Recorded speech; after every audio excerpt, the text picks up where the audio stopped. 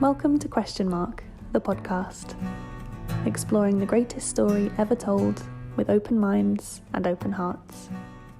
We light it up, we won't come down, and the sun can't stop us now. Watching it come true, it's taking over you. This is the greatest show, where it's covered in all the colored lights, and the runaways are on in the night. Impossible comes true, it's taking over you. This is the greatest show.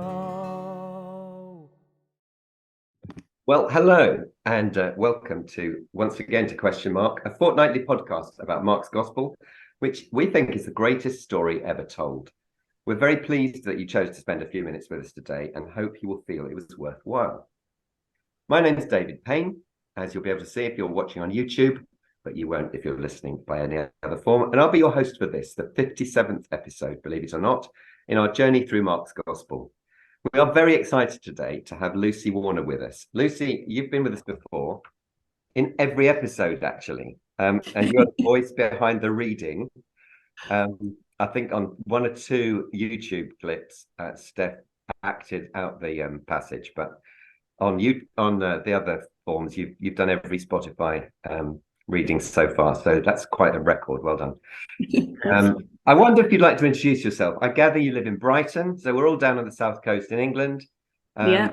You're in business. You are in your business today, which gives does that give a clue to what the business is? And you know your family friend, is that right, Steph? Exactly.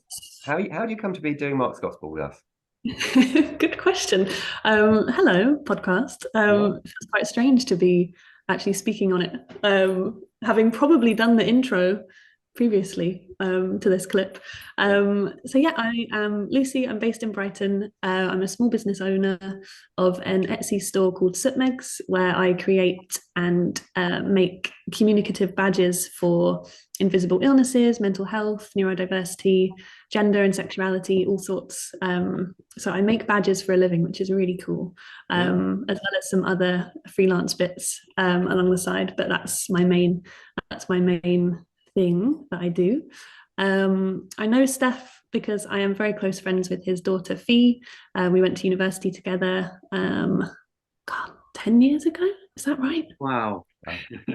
I think 10 years ago, which makes me feel very old. Not as old as us. So I know Fee very, very well. She's one of my closest friends, and that is how I met Steph a couple of years ago, back in January of 2021. I went back to the first time we met, so it's been about 2.5 years of knowing each other. You were here right sorry. You were here right at the beginning of Question Mark. Is that right? How did that happen?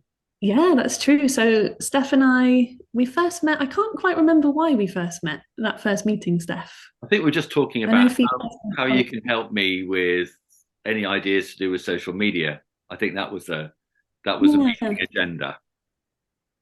Yes. Yeah. So we met and we're talking about I Am Mark, and I feel like we spoke for at least an hour or two. Yeah. It just was very flowy and easy, and I felt really inspired by Steph's story of kind of being called to do this. And at the time I was working in a very large corporation doing kind of the corporate world thing, and was just so inspired and intrigued by Steph's story, and actually went on to quit a few months later, probably very much inspired by wanting to go and do something that I was much more passionate about after hearing Steph's passion about I Am Mark.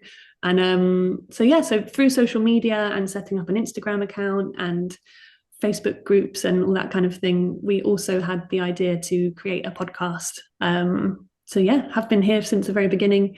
Helped to kind of create the structure or the format back in the day, and yeah, to help edit it as well a few times as well. I realized how much work it was through doing that a few times.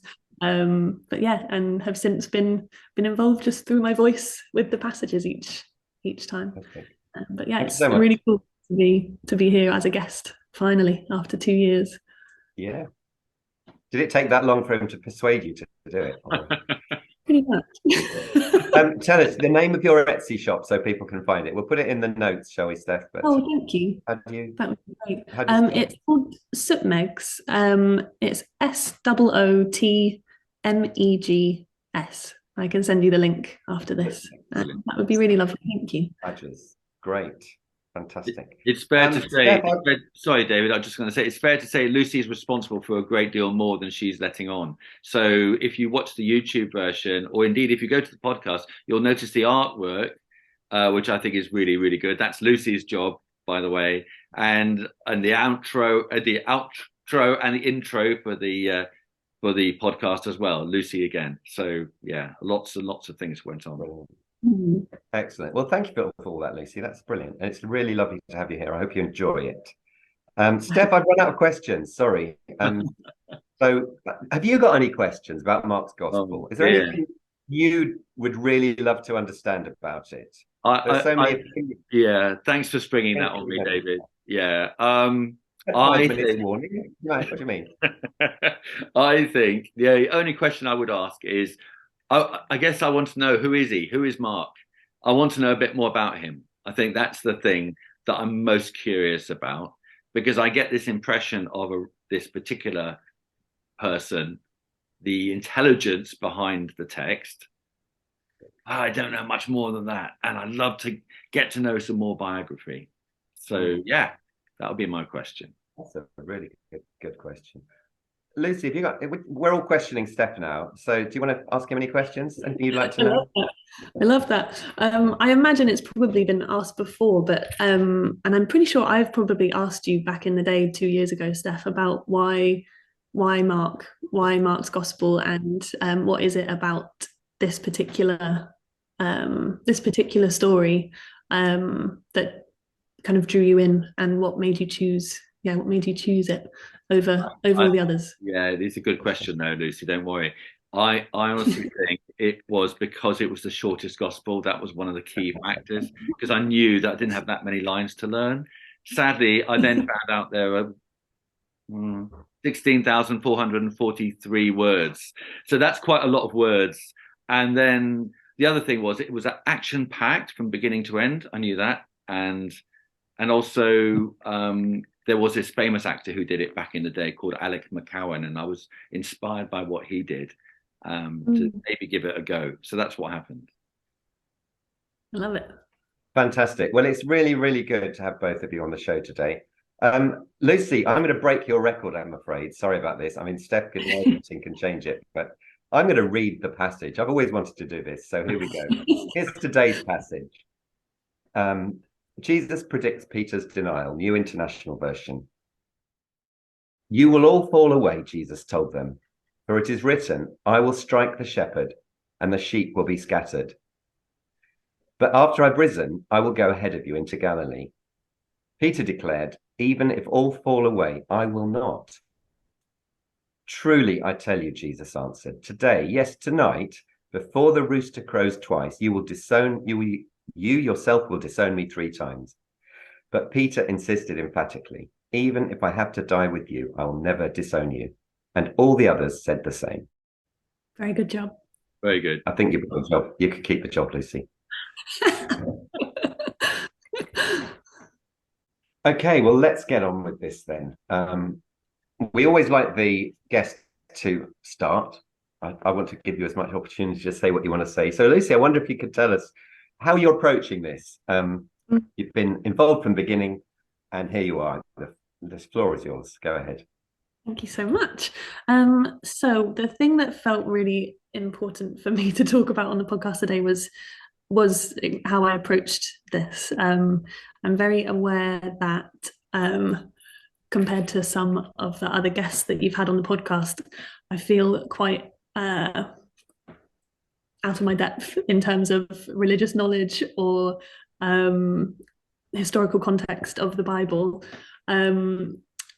Although I am personally very spiritual, I wasn't brought up Christian or religious in my household or anything. So the thought of taking a biblical passage and kind of delving into it was a little bit daunting as part of the process. So I quite classically went into quite a panic mode and tried to cram in as much knowledge from Google as I could about Mark, the gospel, this passage in particular.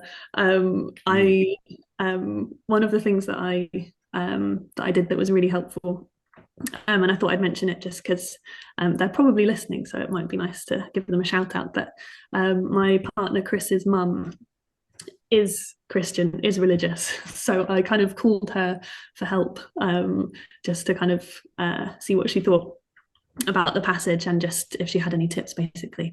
And she did a really good job of calming me down, and saying that the first thing she asked was, why are you being asked on this podcast if you have no idea what what you're talking about, which was a very fair question to ask. But once I told her kind of the reason behind the podcast and wanting to talk to all sorts of people about the gospel, it made a lot more sense to her.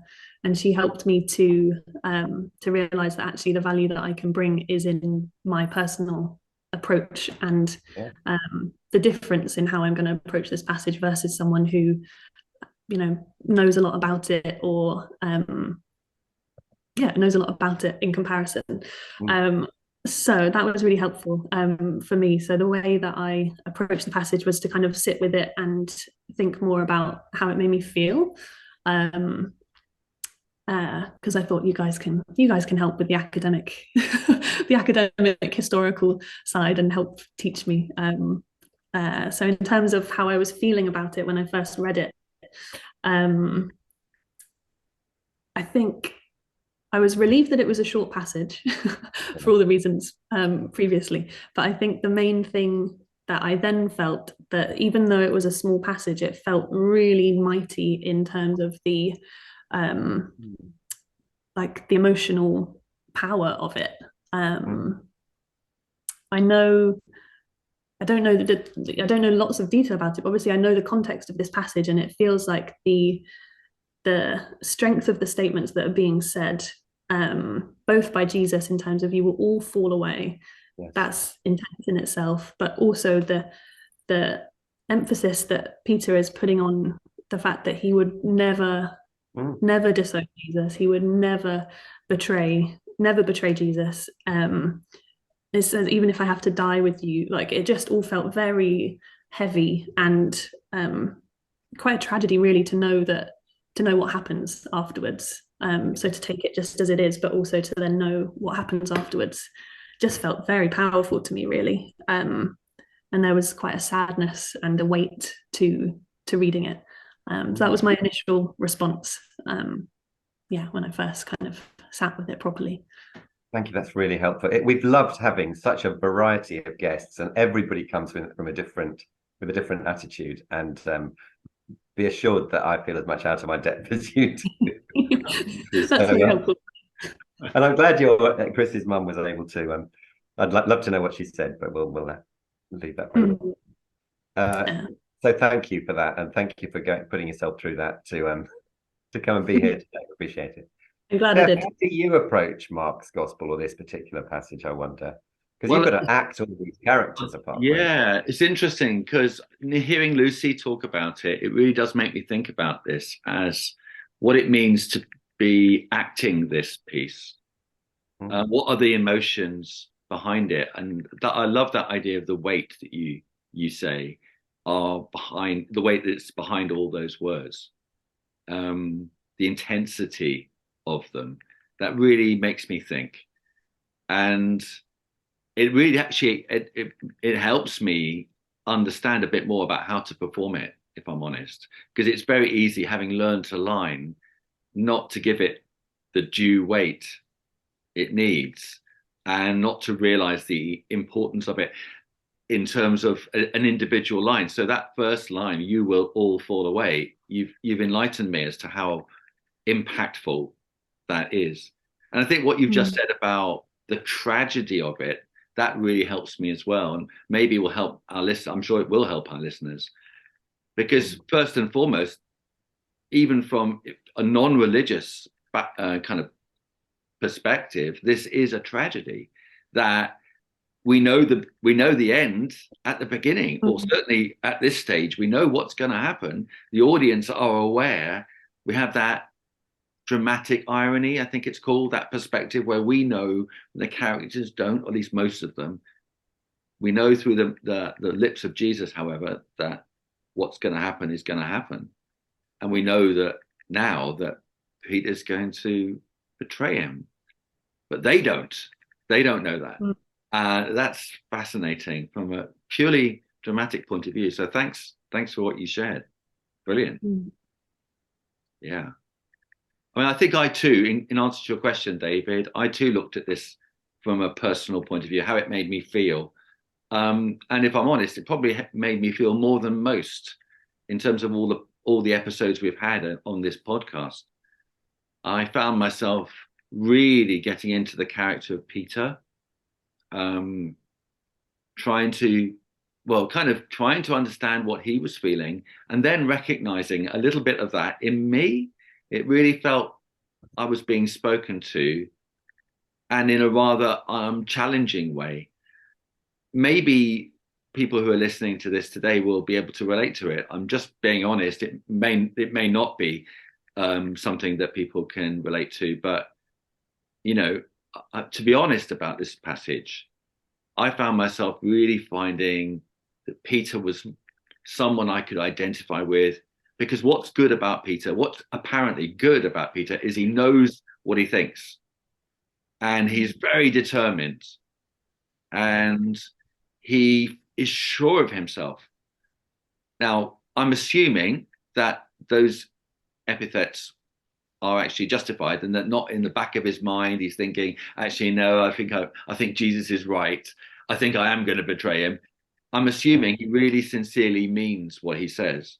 And those characteristics come to the fore. He's absolutely sure of himself. But I wonder, having read it now, where there's a touch of arrogance about it, about I know exactly what you want, Jesus. I'm on top of this. I'm a sincere follower, and I reckon that really does come across, in particular because of the disagreement Peter and Jesus have already had, where Jesus has said to him, you're saying the stuff that Satan says. You're not saying what God says or God wants. And so Peter's already had a run-in with Jesus, but now he's saying, no, I've got it. And I think it's really interesting that he says, even if I have to die with you, which was the point of controversy before. The idea of Jesus dying was the bit he didn't appreciate. So that's just to say that when I read that, I thought, deep down, on days, I feel like I know it all too, deep down. And I've got it sorted. And you don't need me, God. You don't need to tell me anything, God, because everything's sorted. And clearly that's not the case with him. And it's clearly not the case with me. But it's easy to think that. It's easy to think that you've arrived and you've sorted out all the problems and you're really making progress as a Christian, as someone who's spiritually seeking. But it's not always the case. And it's good to be reminded that we are, all of us, really frail, really vulnerable, and so, I don't know, mixed up in so many different ways. And we haven't got it all sorted. We've got so much to heal, actually. Thank you. Great. So Lucy, you said the strong feelings, and tell us about, I think we're going to come back to the Zechariah prophecy a bit later, and Steph wants to talk about the historical side of that, but tell us about Peter and Jesus and how this passage impacted you when you sat down and read it.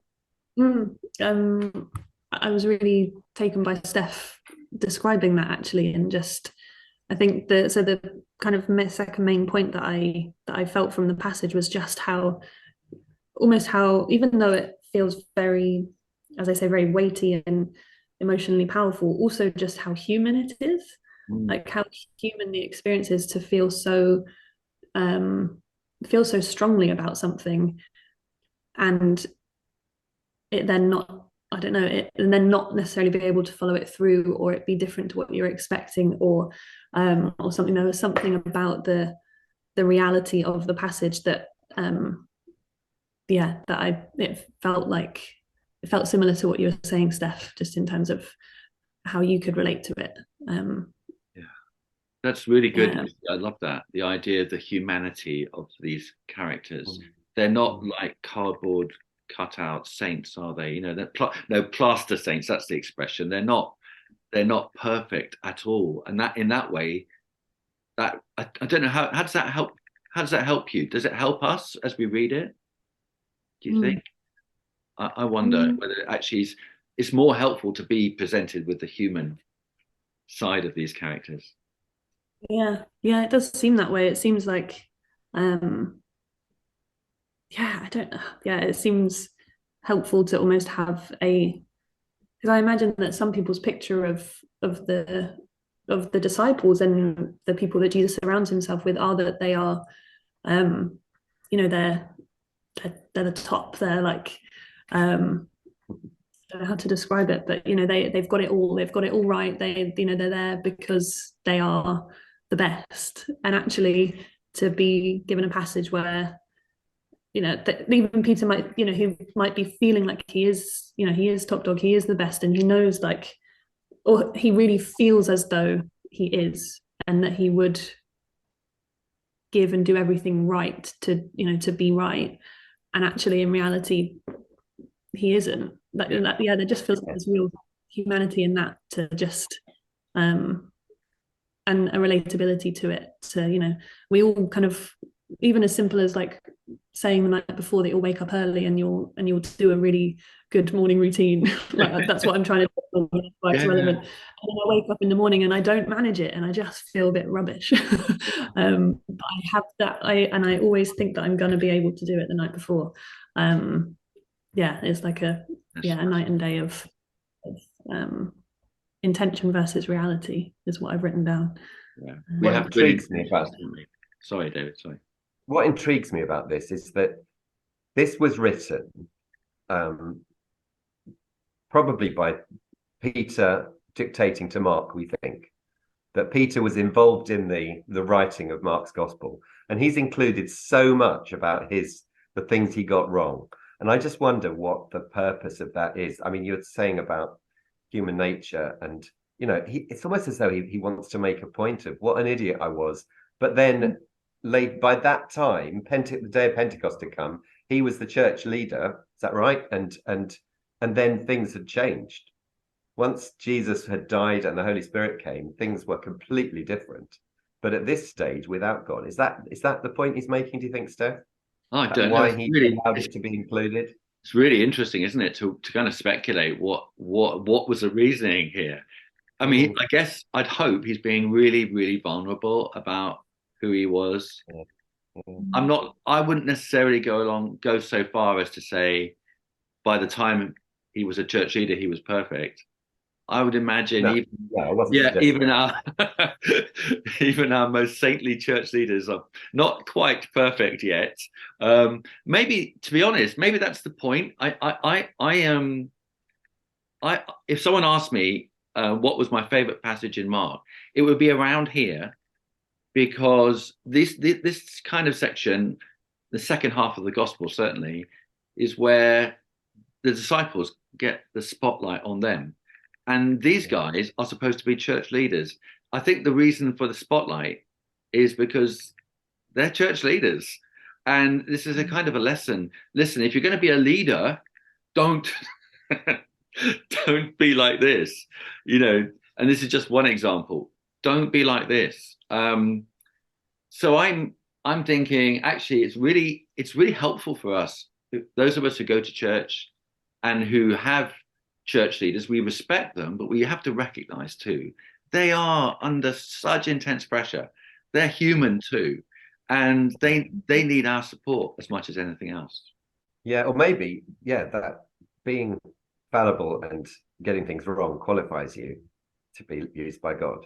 Yeah, because he doesn't actually pick people who have it all together. That's very good. What's next? Have you got any other thoughts, Lucy? Lucy, I was going to ask you, what do you think about the humanity of Jesus? Or what do you think about Jesus in this passage? How does he come across to you? Yeah, I think, that was something else that I was kind of taken by. it feels really interesting to me that he's saying such kind of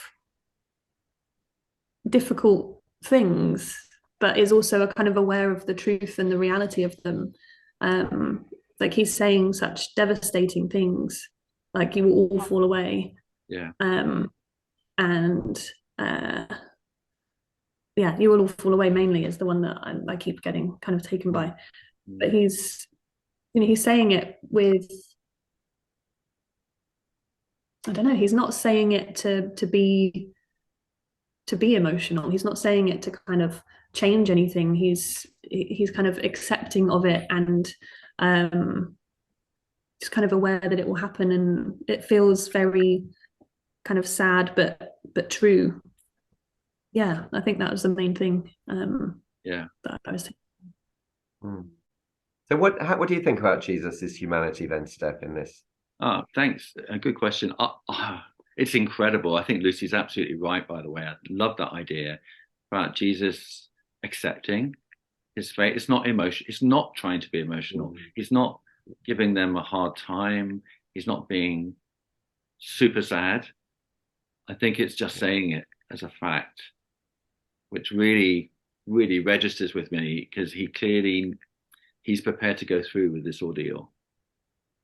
And yet, you know, he knows it's going to happen. And I think the same is true of the other line he says a bit later on, when he says to Peter, truly, I tell you today, yes, tonight, before the rooster crows twice, you yourself will disown me 3 times. Now, I admit, when I perform that, I do find myself bringing a touch of sorrow into it, because Peter is his best friend. And that is sad, really sad. And to have to say it out loud, he can't be completely unfeeling, but at the same time, he's saying the truth, as you said. He's being very direct, not castigating Peter. He's not making him feel guilty. Yeah. He's just saying it because it happens to be true. What an example in terms of communication. Incredible. Yeah. Okay. Is there anything, and there's a couple of details here, aren't there, that Jesus predicts he's going to go to Galilee after he's risen, and also about the rooster. Is there anything? Why is he including a rooster in this story? Has anyone got any thoughts about that? Yeah, he's also curious. Yeah, Lucy, what you say? Yeah, Lucy was also curious. I have to admit, I'd love to leave the rooster for the time being, because I think it's wrapped up in something I wanted to say about the context of this passage. But I think in terms of the Galilee thing, I wonder. There could be loads of reasons, but one of them is that that's the place where Jesus met these guys, where he first sent them out on their mission. Yes. Yeah. So when he gets together with them again, he's going to be sending them out again. So it kind of makes sense to go back to the place where it all started, to re-envision them. So maybe that's what's at stake. I have actually thought about this a bit more since being asked to do this podcast, and I wonder whether Galilee's like a place where you get loads of Jewish people, but also loads of Gentile people. And Jesus, right the way through this gospel, is kind of at pains to say to the disciples, no, this good news about the kingdom is not just meant for Jews, it's for everyone. So Galilee is a good place to start from in that sense. Great. Perhaps. Yeah. Any answers on that, Lucy? I haven't. I don't know. You don't have to have it. Any thoughts about why there's a rooster or? Oh, I have to admit, I'm not sure. We'll leave that for the listener to work out, shall we? Well, yeah. Your mother-in-law. The rooster, it crowing twice, Peter disowning 3 times. That whole sentence seems very specific, and I was quite curious about it. It was one of the things I was going to ask about. The only thing I'd say at this stage is there is a rooster elsewhere in Mark's Gospel. Do you guys know where it is? I should. I've read it all. Like... You should. You've read it all, Lucy. That's true, Lucy. Honestly. You A didn't spot it the rooster. first time? Okay, so it's in chapter 13, and Jesus, Okay. right at the end of chapter 13, is making a prophecy, and he's saying, yeah, just be awake. When the master comes back, he could come back at any time. He could come back at midnight. He could come at dawn. He could come when the rooster crows. Be awake. And I think Okay. there is a connection because what happens next in this story is, of course, Peter falls asleep at just the wrong moment. Okay. So be Well, awake, watch. Yeah. there's So always a reason. Steph, tell me why we've got a Jesus. I mean, I missed this, to be honest, when I read the passage, and there's not much to miss really, but yeah, why Jesus quotes from Zechariah yeah, about striking the shepherd and the sheep will be scattered. I know you wanted to say something about that. yeah. It is really, I think, fascinating to know what's going on here. I think, to be honest, David, I'll need to talk a little bit about this whole issue of Mark himself, who he is. You know, that question I mentioned at the beginning? Yeah. Because you were saying, and rightly, I think, that Peter was behind a lot of the stuff in this story, and he dictated some of that to Mark. So, Mark, from what we know, did kind of start off with this kind of raw material, but clearly Mark did something with it. What we've learned over the podcast series so far is it's a really complex piece of writing. It's actually very layered. It's full of different structures, the famous Markan sandwich. So Mark has clearly molded this information somewhat. Just in case it's not famous to everyone, what do you mean by the Markan sandwich? The Markan sandwich is where you start a story, you tell of a particular episode, and then halfway through you suddenly cut it off and you go to another story, and then you come Yeah. back to the first one. And Right. and he does that so many times it can't be It happens a accidental. lot. Yeah. Yeah. Yeah.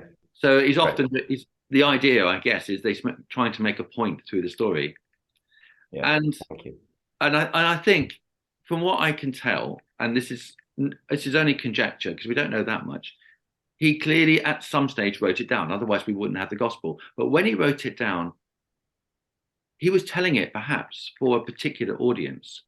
And there are some theories about this, but a particular audience might be people who are living in Palestine at the time of the Jewish revolt, which was about 70 AD. And the reason why people think that is because there's lots of references to Jerusalem being destroyed. It seems quite historical in its kind of the kind of references it makes, particularly in chapter 13 and in this one, in this passage, because chapter 13 and chapter 14, this little bit here, are all taken from the prophet Zechariah. So the guys listening to this story would have immediately latched on. That's from Zechariah.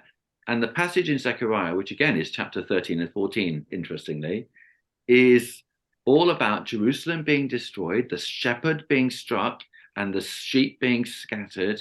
It's all about a time of testing for the God's little ones, as they're called, his followers. It feels like whoever wrote this down, whoever Mark was, he had Zechariah in mind. Or you could say Jesus had Zechariah in mind as he was talking.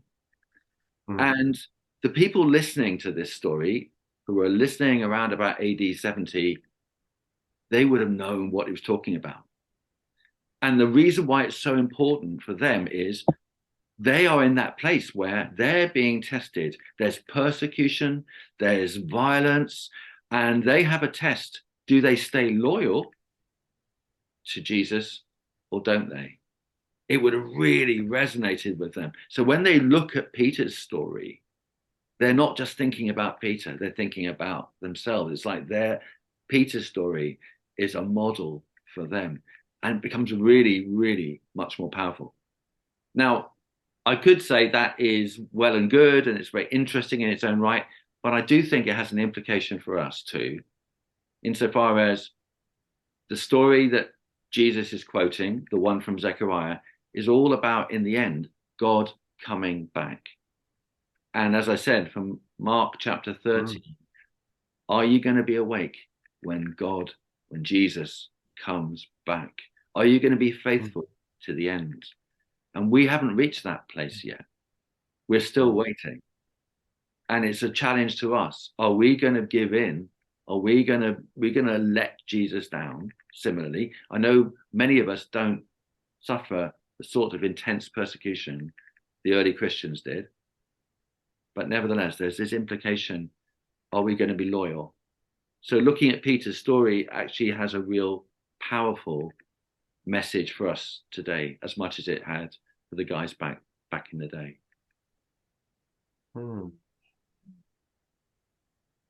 So and Lucy was talking about Jesus saying, before the rooster crows twice, you'll disown me 3 times, and just saying it as it was, is that kind of Jesus saying, right, this is how it is, and you're measuring yourself against that? Or is it, how does that help us now?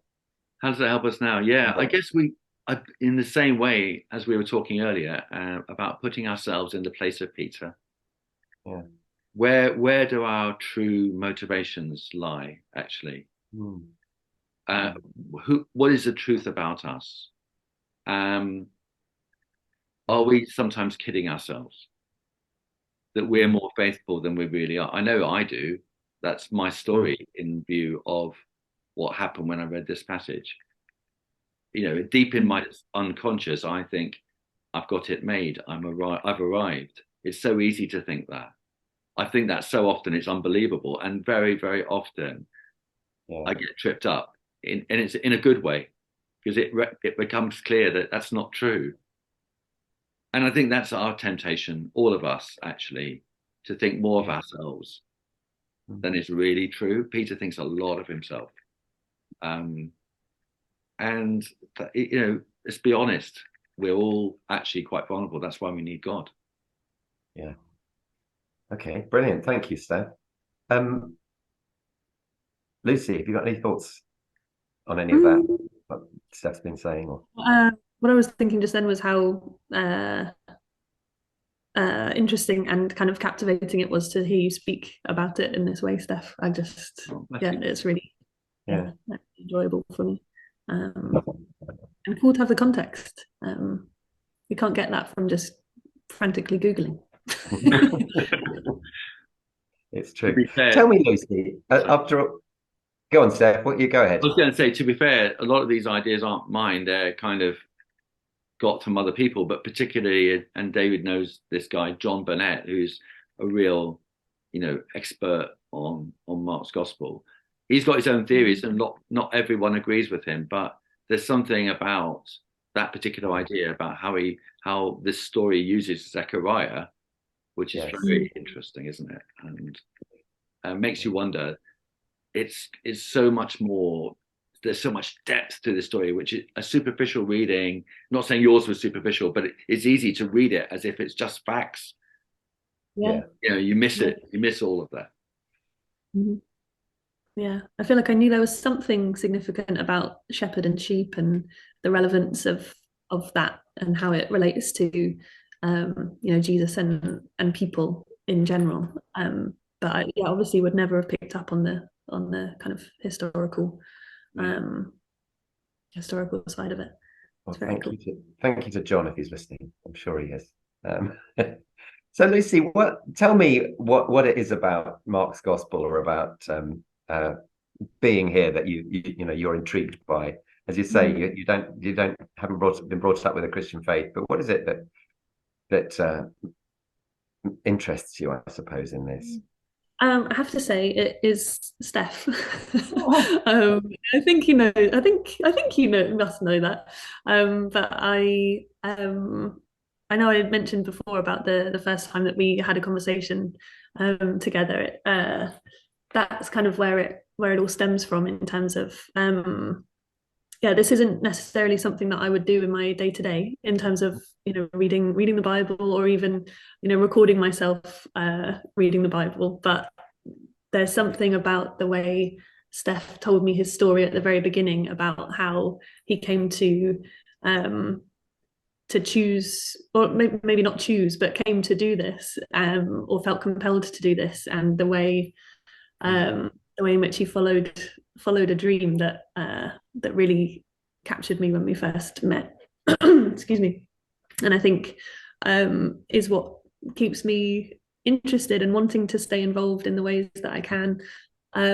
He has been trying to get me on the podcast for a significant amount of time.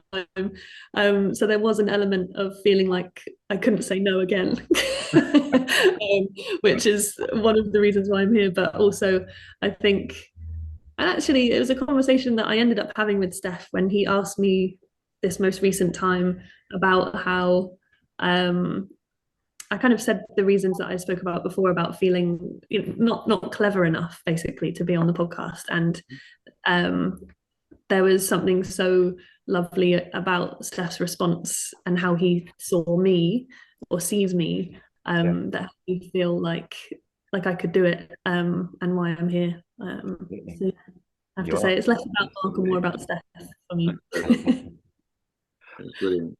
There you go. Does either of you, we haven't been through verse by verse, but I think we've covered most of it.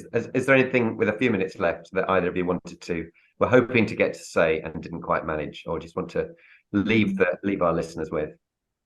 Not for me. I do want to say, however, that, knowing Lucy, just to return the compliment, is a privilege too. And I think it's something about the way you express some very deep and thoughtful things in simple ways, Lucy. You're a great communicator. And I think that was very much the flavor of our first conversation. Your style of communication helped me convey what I was trying to say in a way that felt really natural and spontaneous and heartfelt. And for me, that's important because, you say you aren't coming from a Christian background, but you deeply feel about some of these issues. And that kind of blurs all the divides we can easily put in place between one kind of individual and another. That one of the hearts of this podcast was to invite anyone, whatever their background, to be part of it. And it's just a pleasure to have you here as a result. Oh, thank you, Absolutely. Stephen. Yeah. One of the things that actually took me, I forgot about the catchphrase of the slogan of the podcast about exploring the greatest story ever told with open minds and open hearts. And as part of my frantic preparation, I was listening to a couple of the podcasts, and it was so bizarre to hear my own voice saying those words to me about having an open mind and an open heart, and really that being it and what's necessary. I was like, I do have an open mind and I do have an open heart, so I can do it. Yeah. Brilliant. Fantastic. Lucy, thank you so much. And for those that are watching on YouTube, you're at work, are you? Is that where you work, with a lovely picture behind you? Yeah, lovely canvas on the wall. That's where I make the images. I realised that I should have said I'm wearing one. Oh, what did it say? This one says, "Let's talk about mental health." Wow. You haven't got one that says open minds and open hearts, have you? I should make one. I will make. I'll send you one. That's great. Well, I think we need to wrap up the conversation. The time is ticking away. Lucy Warner and Stephen Smart, thank you so much for taking time to share your thoughts with us. It's been a lot of fun and enlightening as always, sharing our thoughts and feelings. We've enjoyed having you with us too, lovely listener, and we hope you'll check out the website iam-mark.com and the Facebook community. In just a few seconds, Lucy Warner will be adding some extra information. But that's all we have time today for. So it's goodbye from Lucy Warner. Bye. Thanks for having me. Goodbye from Stephen Smart. Goodbye. And from me until next time, goodbye. If you enjoyed this episode of Question Mark and don't want to miss any future episodes, be sure to click on the subscribe button. This also means other people can find the podcast and join the conversation too. We'd also love if you could leave a review so we know what was good and what we can improve for future episodes. If you want to find out more about I Am Mark, Stephen Smart's solo word-for-word dramatisation of Mark's Gospel, go to www.sleek.bio/IamMark, where you can sign up for free for his newsletter and a whole host of other goodies. Join us and our special guests next time, where we'll continue to explore the greatest story ever told together. If you want to get involved with the podcast or have any questions or comments in the meantime, please do get in touch using the I Am Mark social media channels. We'd love to hear from you. We light it up, we won't come down, and the sun can't stop us now. Watching it come true, it's taking over you. This is the greatest show, where it's covered in all the colored lights, and the runaways are on in the night. Impossible comes true, it's taking over you. This is the greatest show.